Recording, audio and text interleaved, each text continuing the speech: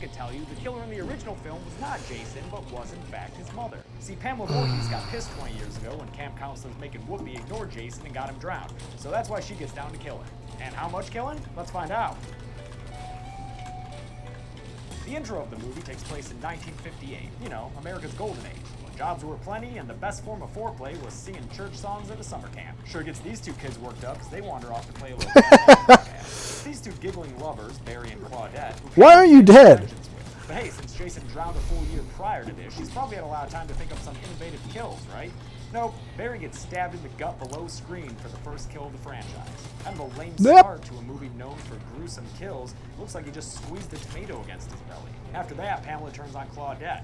They play catch with some boxes before the film starts to lag or something. Oh, no, that's just shitty slow motion. A freeze frame signifies Claudette's death in the second of the film. Then it pushes out the frame and flashes to white, meaning we just watched Claudette pass into the afterlife, I guess. Great, now we're in the present where creepy old dudes give really weird line readings.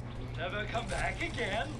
Shut up, Ralph. Yeah, shut up, Ralph. Not that this dude's Ah, much better. Very obviously grabbing her ass, helping her into his truck, and I don't like the way he's looking at her there. But thankfully, all he does is give her a bunch of Crystal Lake backstory before dropping her off. Then we get to meet all the other counselors, including Kevin Bacon and his pals, who are seriously introduced with this music. Oopsie I feel like one of doopsie. them should be playing a milk jug. They arrive at camp and meet camp owner Steve Christie, who probably oils himself up in front of a mirror every morning. I mean, look at him. Back to Annie Phillips, the teen who got harassed in town. She gets picked up by someone who listens silently while Annie talks about how awesome she is. But when you've had a dream as long as I have, you'll do anything. Then Annie freaks out and does a sweet somersault from the speeding vehicle, but it still winds up as the third kill of the film with a pretty decent throat slit 22 minutes in. I'm using the unrated version here, so it's a few frames longer. You're welcome. After that, we have to sit through 20 more minutes of these shitty teenagers as they go swimming, do some cooking, and kill a really good-looking prop snake. Wait, oh no, I'm sorry. This is 1980 and this is a no-budget movie. That's a real fucking snake. That's an animal. They even run to Ralph, who's hanging out in their pantry for some reason. Maybe he was just trying to get a look at Alice's sweet Luke Skywalker cosplay. Nailed it. Finally, someone else dies. It's Ned, the trickster or whatever character, whose charming qualities include life-threatening gags, pretending to drown just to get a kiss, and cultural appropriation. He wanders into the cabin and gets killed off screen, but his body shows up 40 minutes in. It happens while Kevin Bacon's character Jack gets his bang on with his Kevin girlfriend Bacon? Marcy. I Turns out forgot he Kevin was in Bacon that. is Jack's upper bunk. Classic camp prank. Kevin Bacon's gonna see his body and be like, dude, quit cock blocking. But actually, Bacon doesn't see it, so instead of Ned's body, Sexy Times is cut short by a full bladder when Marcy leaves to pee. Jack takes the opportunity to smoke a joint, getting relaxed long enough for Pamela to grab his head and stick an arrow through his neck from below. It's a very iconic death, but I always laugh at the mental image of Pamela sliding her way under the bed just to be able to do this. Whatever, ignore the logistics and just enjoy this death again. Good stuff, Thomas Savini. Then we get 2 straight minutes of the Marcy Standler underpants party before she joins the big list with an axe to the head. Another truly fantastic kill. Where was this kind of makeup for those first 2 kills, guys? Meanwhile, there's been a game of strip Monopoly going on between Brenda, Bill, and Alice, but it gets shut down by Mother Nature. And where was Steve? Probably oiling himself up in the other room, right? Nah, he's back in town eating pancakes or something. Stuck in a diner because it's raining, or someone is just spraying a hose back and forth on that car, but let's pretend it's raining. Despite the stormy weather, Brenda gets lured outside by a creepy voice. Yeah, that'll break your reading concentration. She wanders outside and ends up looking like a creepy wet porcelain doll on the archery range. Cut away in the screen means she's probably getting killed, but we'll wait for confirmation before we add her to the kill count. Don't worry, we get an on-screen kill soon enough when Steve Christie heads back to camp and gets stabbed below screen? What? What the hell, Friday the 13th? I thought we were in for some gruesome kills. I mean, I understand the first 2, you wanted to set a false sense of security or whatever, but come on, Body Oil Steve was just asking for a gruesome kill. At this point, it's down to final girl Alice Hardy and her kind of but not really love interest Bill Brown. They separate, but they're reunited when Alice opens the door and finds Billy Boy pinned to the door with arrows. I don't know if he got shot against that door or if he was killed and then pinned up to it like a list of grievances, but either way, it's a memorable kill. Then, for whatever reason, Mrs. Voorhees chucks Brenda's body through the window like a brick with a warning on it. She's got like holes in her and a rope around her. I don't know. I'm honestly just distracted by the actress moving around there. It's after all this that Alice finally meets Mrs. Voorhees face to face. Well, I'm Mrs. Voorhees. Pamela gives the whole spiel about irresponsible camp counselors and such, and then a 10-minute chase ensues, complete with Chinatown-like slapping, extreme close-ups on Betsy Palmer's teeth, and a full-on hit to the crotch. Ouch.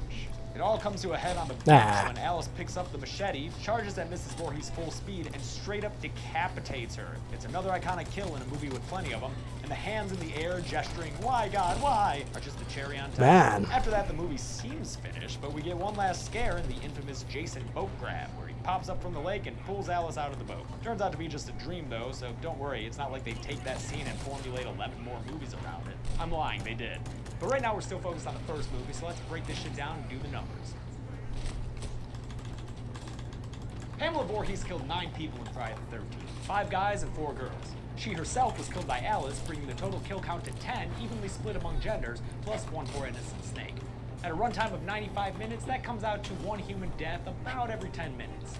I'll give the Golden Chainsaw Award, which goes to the coolest kill of the movie, to the Baconator himself, Jack Burrell. Although Marcy's axe to the head was pretty cool. His death is just so iconic, and apparently it malfunctioned during their one take, so makeup assistant Tasso Stavrakis ended up having to pull the fake blood through a tube manually. That's dedication, dude. Conversely, the dull machete goes to the lamest coat. A lot of options here, what with all the off-screen stabbings, but that freeze frame on Claudette in the beginning takes the cake. And there you have it. Friday the 13th, released in 1980, the film that started it all. Next up, we'll be looking at Friday the 13th Part 2, where Jason gets to play, but until then, I'm James A. Janice. This has been The Kill Count. Hey guys, thanks a lot for watching the very first video on my new channel, Dead Meat. I'm gonna start this channel off by conquering all of the Friday the 13th movies, so if you want to see that, make sure you click the button over there to subscribe to this channel. Also, if this is your first time meeting me, hi, I'm James, and you liked what I did, make sure you subscribe to my other channel, Practical Folks. We do a lot of funny stuff, we do a lot of Game of Thrones stuff, good content.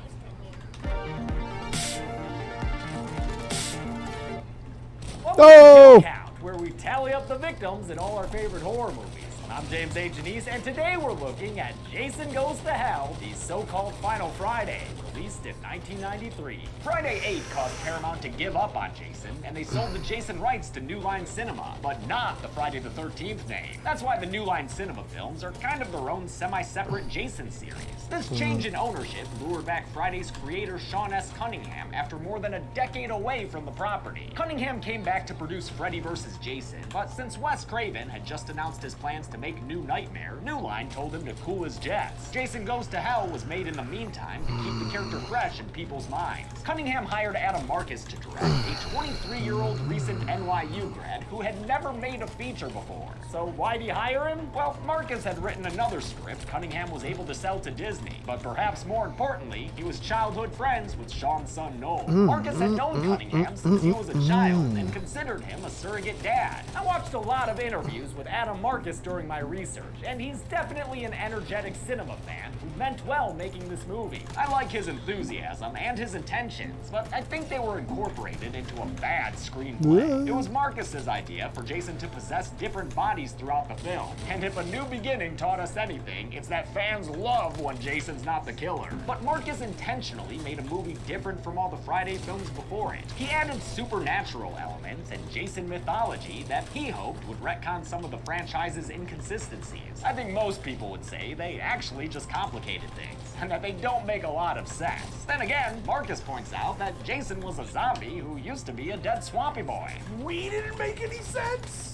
Have you watched the other films? I appreciate that he tried something different, and the movie isn't as boring as some of the other installments. Plus, it's got cool effects work, and I love a bunch of the side characters. But none of that makes up for the movie's utterly incoherent structure. This thing started with an oversized script and went through tons of recuts and reshoots. In the end, it resulted in a film that feels downright janky sometimes. The movie is slightly better if you watch the What up? version, but I've decided to use the theatrical What? when it comes to the kills and their timing. Theatrical versions remake that I went to go swimming with Jason not too long ago. What's that? 2 days ago, I think it was. Yeah. I went swimming with Jason. Uh-huh. Then Greenbaker had my wallet in it. And then I forgot my wallet in it, and the mountain lumps and big down here. Oh, you're just gonna have to start looking around. Yeah. Sorry, man. Will be slightly covered thanks to today's sponsor, Raycon earbuds. Raycons are essential to the Dead Meat house, especially right now during our busiest time of the year. Raycon's premium sound quality helps us block out the bad vibes and focus on the good. We use them to listen to relaxing soundscapes in comfort thanks to their optimized gel Level tips. The new 13. everyday earbuds have an improved feel that fit and adjust perfectly to my ear holes. And using them them is so simple, thanks to their reliable Bluetooth pairing and 32 hours of playback capability with their included charging case. They also work for phone calls, so I don't even need to take them out when it's time to switch modes. You know, getting back to business! Raycons start at half the price of other premium audio brands and have a 45-day happiness guarantee. You can get 15% off your order. X13 Auto. Oh, it's its own thing? Today. That's buyraycon.com/. What? What are these guns? Hold on a minute. In a movie that many consider the worst of the franchise, will there be any kills worth counting? Let's find out and get to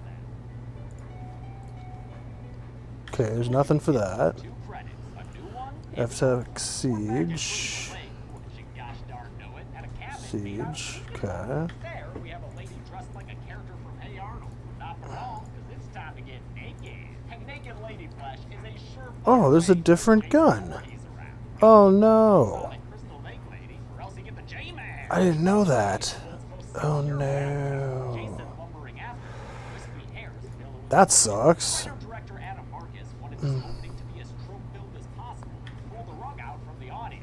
Well, didn't know that. Bummer. I did not know that was a thing. Hold on a minute. Gotta sit up now. Oh, I thought I was so close to being done. Yes, J-Man made noises in part 3. And in the final Guess chapter. not. He's never sounded like this. Oh, now I'm just wrecking stuff here. This loud mofo is hashtag not their Jason. There we go. Troops go for Kane and blow the big man up with an explosion. And yeah, weird magic will kind of bring him back to life later. Well, But this physical form of his has been destroyed. So on to the count he goes. Does that make sense to you? I don't think so. Well, I do, Easy Cowboy, and it's my show. The Microsoft Word Art opening credits Alright. had us with bursts of MIDI. Actually, you know what? Interspersed No. as a coroner dictating his analysis of Jason's body. My question. Shit. Strike that last comment from the record. Jason's heart, covered in black blood, begins to beat and fill the corner. Okay. Can't seem Well. to stop it, not even when he uses the force. The power I guess that's what we're doing. eating it. This thing was made of gelatin and filled with grape jelly, but man, it looks a lot grosser than that. I mean, I know there's the trope of horror corners always eating, but not like this, Phil. Not like this. Look, dude, it's giving you gas already. And, souls? What are souls flying into you? One soul? Man. His assistant walks in, played by Dean Lorry. Level 2, 40 kills. Level 4, 10 doubles. So wait for level 2. Sorry, wait to level 4. Lorry wrote himself some juicy Jason Hayden dialogue. With the J-Man spirit inside of Phil the Coroner, he says he will not suck it. Instead, he sticks a probe into the back of this guy's neck. God, I love his face coming out of that metal grate. Beautiful. Not Jason here. Kills from Jason. behind. Kate Potter, who's Jason, but who's not Jason right now. He's also not Jason. He's just a mean security guard. Big old pussy anyway. That gets Kane and his fellow security guard killed, and their dead, bloody bodies are shown on the news? What? Also, how did the news get footage of these two guys like this? When and why would these have been recorded? In Crystal Lake, Jason's death is celebrated and commercialized at a local diner full of local characters. Marcus wanted non-teenage characters living normal lives interrupted by Jason, and to make them likable enough that you'd root for them to succeed, not just die. I think he and his cast have succeeded there. Waitress Diana, in her finest picnic blanket attire, gets propositioned by a man in black who says Jason's not fully dead yet. I'm gonna kill Big Gordon. I need help. This is Bounty Hunter Creighton Duke, a highlight of the film, even though he's got a weird word association thing going on with Jason. Well, that makes me think of the little girl with the pink dress. Making a hot dog. Sir? Stephen Williams is great as Creighton Duke, and said he'd only do the role if he could dress like a cowboy. Dude's a prolific character actor, too. When he was a cop in the Blues Brothers, being Mike's grandpa in It. His character is an exposition machine, telling us all the new Jason facts that are suddenly canon. Like how Jason's spirit can inhabit other bodies, and how this Diana chick is Jason's half-sister. We don't learn that yet, but trust me, it's easier if we know it now. I've seen some places say Jason and Diana share Elias as a father, that unmet character who was almost included in the end of Jason Lives, but Marcus indicates they share Pamela as the mother. It was working. And had her daughter out of wedlock. And Jason came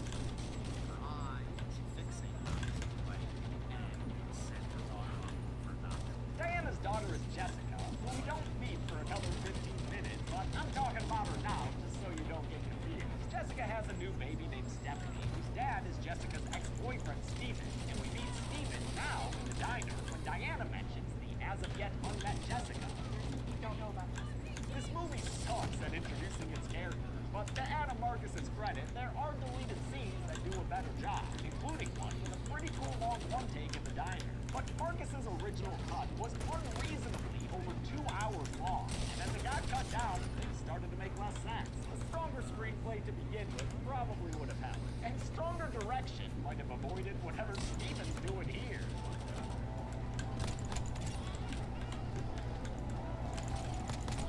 He's just making random noises, and for so long, too. This shot's like half a junkie shooting up drugs in an alley. Steven's played by John LeMay, who starred in the first 2 seasons of the Friday the 13th TV series. He's on his way to Diana when he picks up a trio of 20 hitchhikers, eager to finally camp safely at Crystal Lake.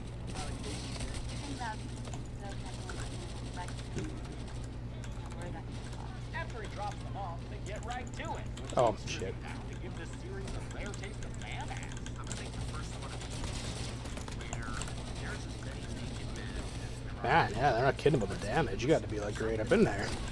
As the couple hops inside the penetration, third-wheel Alexis goes for a wee in the woods. Oh my god. Okay, so I can't go too buck wild. Body a little bit later, standing against the tree. Meanwhile, Deborah Poop gets busy in a scene that had to have been awful.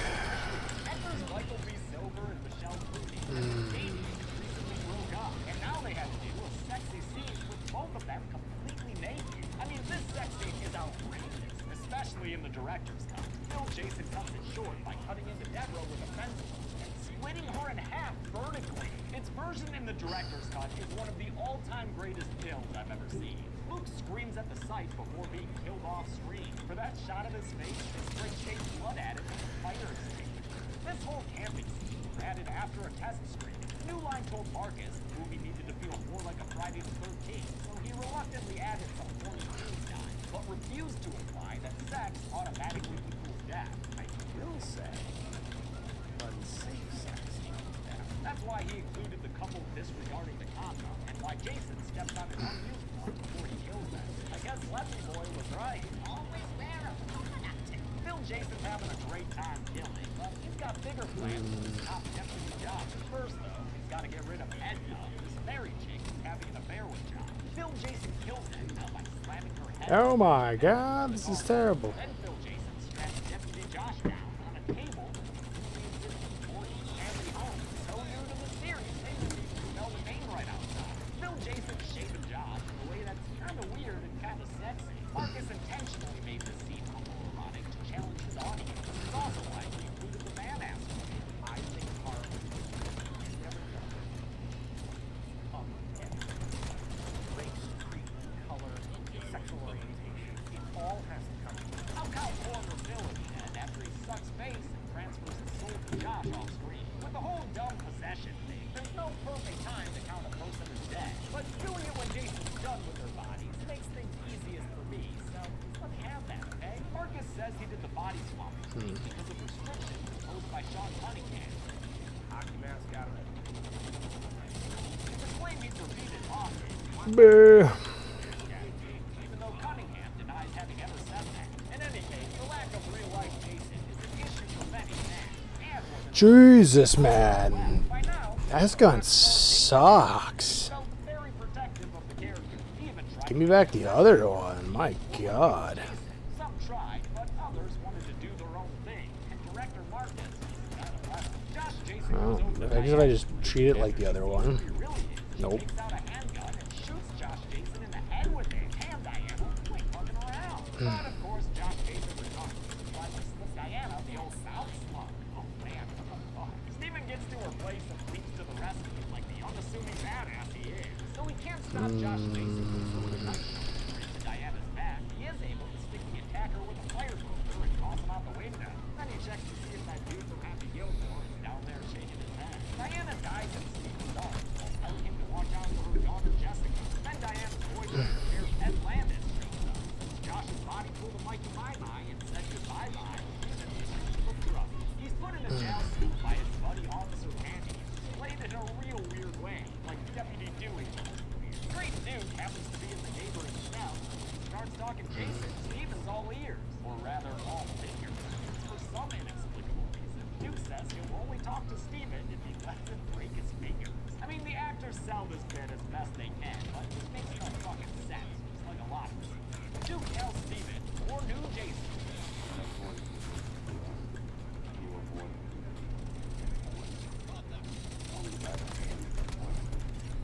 It's in this scene where the Diana half-sister, and with her dead, the only other Voorhees are Jessica and Little Baby Captain. That means Jason needs one of their bodies to be reborn completely. The ones he's using now are temporary, given a great dad. The only way to stop them for good is knowing he has to convince his ex-girlfriend to go kill Jason Voorhees.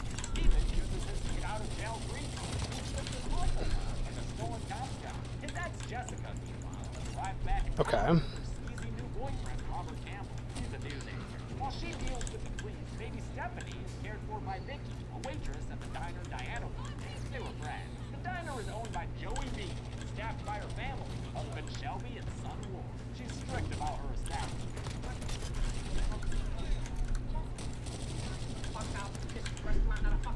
I love Joey and Shelby. Joey's played by Rusty Schwimmer, who was in Candyman as a cop and the Velcro experiment as a secretary.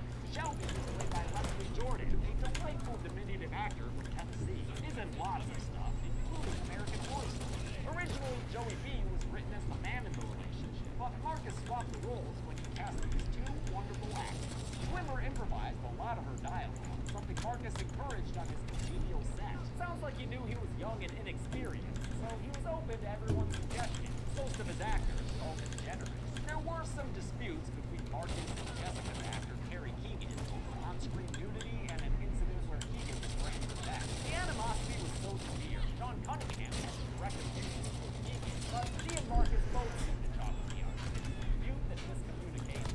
Steven sneaks into the back of the diner to get his first ever look at his baby daughter. Then it's off to the Voorhees house, because if Michael and Freddie can have houses, then Jason should too. But honestly, not a bad house. The interior is but check out what's inside. And I'm warming up to this gun.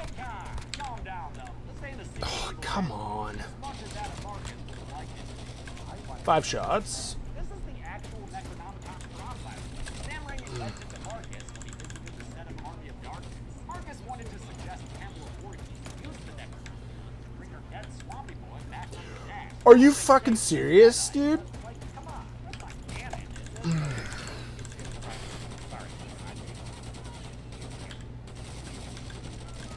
Steven falls to the closet floor as Robert Campbell enters the house. That's Jessica's new boyfriend, in case you forgot. Robert did. Steven learns that Robert's using Jessica for a story about the Voorhees. It turns out this dude will do a lot to make his story sensational. I still ran the fun, and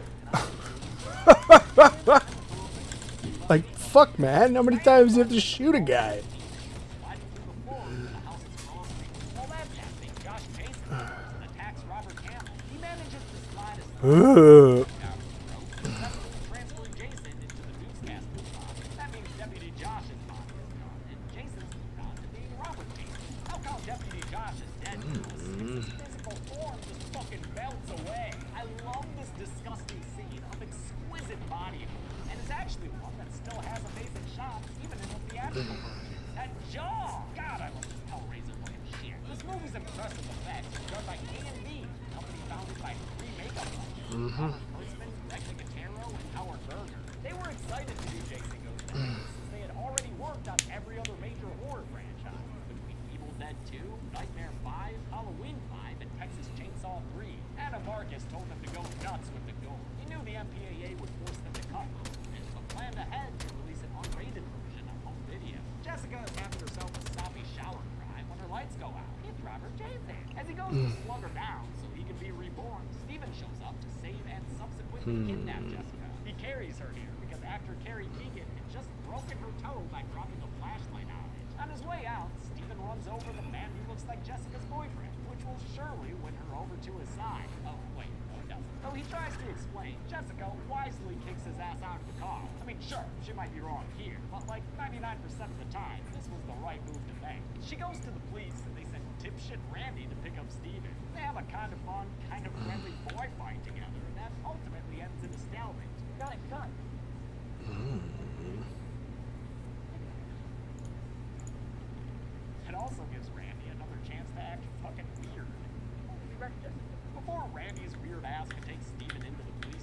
Robert Jason is there, ready to kick down some doors and ass. He attacks a cop while Marcus pays homage to Brian De Palma and kills this officer Ryan with a simple head bang.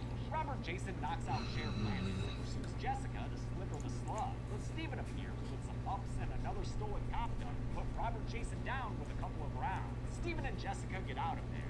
Before Robert Jason follows, he scores a couple more kills by banging these two cops' heads together. These dudes are Mark Thompson and Brian Phelps, famous LA radio DJs who got these cameos, but one of them has to put a part on air. So, just putting it out there, you can cast me in your movie, I won't mind. Also in a cameo here is director Adam Marcus. He plays a cop with two clotheslines in order to get out of his cell. Jessica and Steven get to where she's all of a sudden super pro baby. She gives Ward a gun and tells him to go get help, but I don't think Robert Jason's the guy to help you that dude. He kills Ward by grabbing him and seriously breaking his arm. Holy shit. Then he tosses him against the diner door. Robert Jason enters the diner for an extended slow motion shootout. It's Marcus paying tribute to things like Terminator and Tekken. Ooh. It goes on for way too long and has too many stats. Ooh. Since bullets don't stop the RJ man, he easily stops up to show me and kills him by sticking his head in a deep fryer. Aw, then he tosses the body aside. Talk about stuff. Ooh. Robert Jason also kills Joey by dashing a foul into his elbow. That looks weird, right? It's weird to me. Nikki, the unsung hero of the show, unfortunately the next one to go. She sticks a pipe or something. Oh my God. Grabs her and pulls her close to him. Held her through the midsection. Then, it's nap time. Sure, okay. Jessica finds a note where her baby Stephanie used to be. She follows its instructions and heads off to Voorhees' house by herself. Steven follows in his own time after Ryan and Jenny. And after both of them are gone, a police officer enters the diner. The first-person view reveals a diner pizza's body on the floor. In the director's cut, you can see him accidentally getting shot by Vicky. But in this cut, I waited until now to count. Now is also when I'll count Robert Candle is dead. He jumps out to transfer his soul into the cam op's body. Jessica gets to the Voorhees house and finds Creighton Duke holding her baby. I'm sure you want this guy holding your kid. The little girl. Yeah, like that shit. He tells Jessica only she has the power to defeat Jason. Check it out, girl. When you grab this knife, it becomes a Kandarian dagger-looking thing. Woo!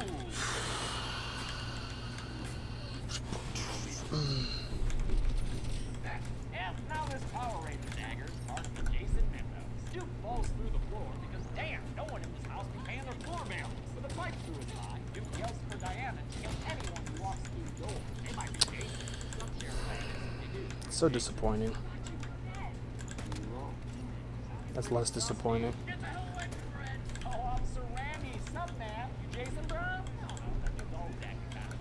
Sheriff Landis, who is not Jason, runs into Jessica's knife, but he had it coming. He had it coming all along. Then Randy is revealed to be the one who's full of Jason, even though we just saw him talk. Get the hell away from Fred. Yep, that was Jason. Now he's trying to spit a slug into this baby's mouth. Great. But thankfully, Steven comes in and stops him by backing his head off with a machete. Then, Jason's soul or whatever slithers out of his neck. I never thought we'd see Jason's spirit manifested as but here we are, folks. Possibly a new peak weirdness in the series. And no cheeky reference to creepy. It's gonna make up for it either. Not when you got Jason. Going up dead ladies is scary. Diana's actor Aaron Gray didn't film that shot. He was not happy when we saw it at the premiere. I just thought something was happening with the dreams. I actually felt violated. Duke reveals one final last minute. Jason can be reborn through their Voorhees body, even if they're dead. Diana's body was downstairs. Guess who's home? It's Jason. Finally, he's looking like himself again. Or at least like himself in this. K&B designed this much more bumpy Jason, inspired by Elephant Man, where his skin has grown over the edges of his mask. He looked cool, but it was hell to Jane Otter to wear. Previously, he could remove the mask between takes. This makeup is stuck with his face covered all the time. Duke tries to stop Jason with a pair of handcuffs, but the J-Man overpowers him with a mighty bear hug. Though it cracks his back and I believe kills him. I mean, look at this. I won't count it because Adam Marcus recently said the character survives. I think that's kind of dumb, and I doubt the Duke spin-off series will ever really happen. But honestly, I don't want to deal with comments saying I was wrong. There, this guy's alive, apparently. Since the Jason killing dagger just fell into the cellar, Steven buys his time and attacks the J-Man out the window. Two of them fight. How? How did I not kill him? Oh, probably because this character was supposed to be.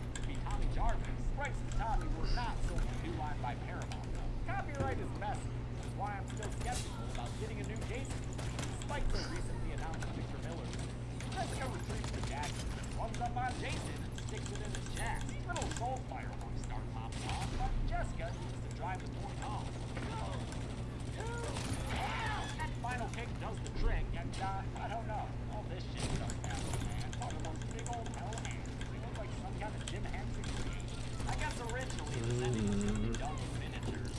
I think they ended up running out of money. I'll count Jason Voorhees as dead for a second time this week, as the hands pull him underground. It's only forever, not long at all. Jessica and Stephen King, their heads turn into the sun, and no one can blame them for walking away, holding their sweet little baby. Jason's mask is left behind until it too is dragged to hell.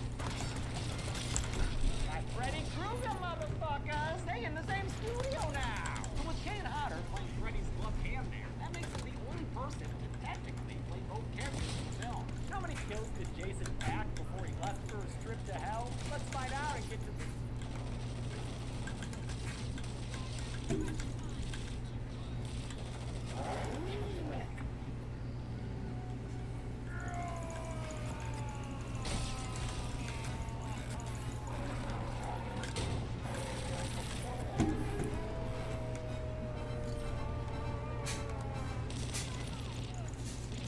This time I counted 23 kills in Jason Goes to Hell, one fewer than last time because I guess Creighton Duke survived. The victims were 7 women and 16 men, a more than 2-to-1 ratio of dudes. With a runtime of 88 minutes, that left us with a kill on average every 3 minutes.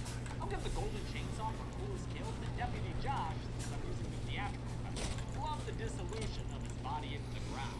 Super random in a Friday film, but I can't not be impressed by that. Noel Machete Lama's kill will go to the diner patron who we saw all of a sudden dead in Officer Randy's POV shot. And that's it. Jason Goes to Hell the Final Friday came out in 1993 and was actually the final Friday when I first got into horror movies. I made my dad take my friends and I to the theater to see Jason X when it came out. I'll look at that next week, but until then, I'm James H.